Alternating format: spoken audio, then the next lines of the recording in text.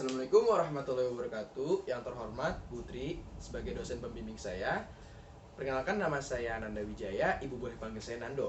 Di sini saya akan menjelaskan apa saja penyebab orang-orang malas dalam beraktivitas. Oke, pertama ada begadang. Nah, ketika seseorang begadang, dia tubuhnya itu bakal mengalami suatu kondisi yang dimana kekurangan energi.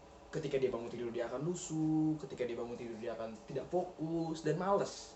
Karena apa? Karena tubuhnya itu tidak melakukan recovery dengan baik, karena dia begadang. Dalam artian dia kurang tidur atau bahkan tidak tidur sama sekali dalam waktu satu malam.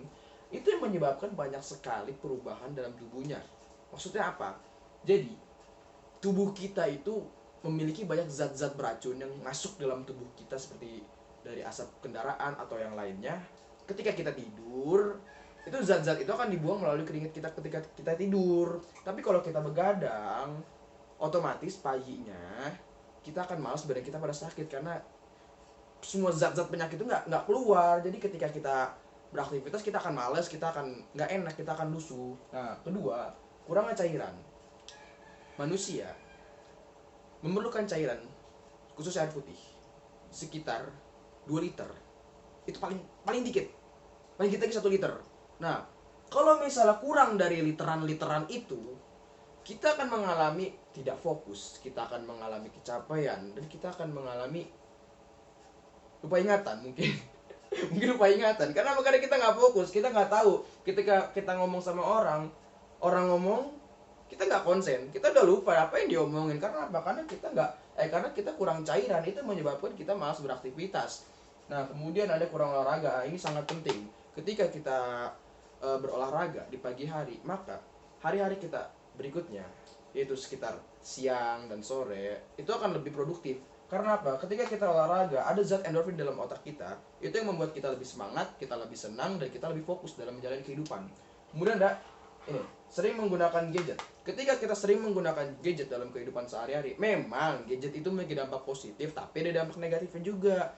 Ketika pagi-pagi, kita itu janganlah buka gadget. Jangan buka gadget. Kenapa? Ketika kita membuka gadget lalu ada pesan yang membuat kita bad mood, maka hari-hari kita berikutnya, siang sore, itu bakal turun.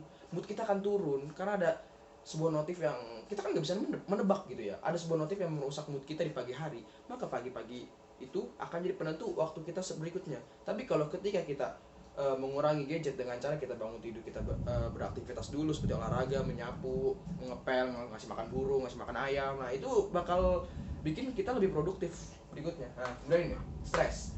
Penyebab orang malas beraktivitas karena stres. Saya sendiri merasa sudah mulai memasuki lingkungan orang-orang dewasa, itu merasakan apa yang namanya stres. Jadi ketika kita banyak pikiran, entah itu dari segi ekonomi, hubungan, ataupun ya apapun lah itu, kita merasa seperti banyak sekali pikiran di otak kita ini, di kepala kita ini banyak kali omongan-omongan yang berenang.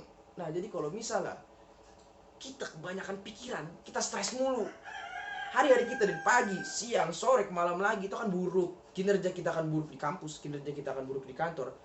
Jadi kita pun bersosialisasi sama orang tuh bakal nggak mood, nggak enak gitu. Orang juga malas. Karena apa? Karena kita stres. Aura yang dikeluarkan oleh tubuh kita buruk. Nah, jadi itu. Ini adalah penyebab seseorang malas dalam kehidupan sehari-harinya.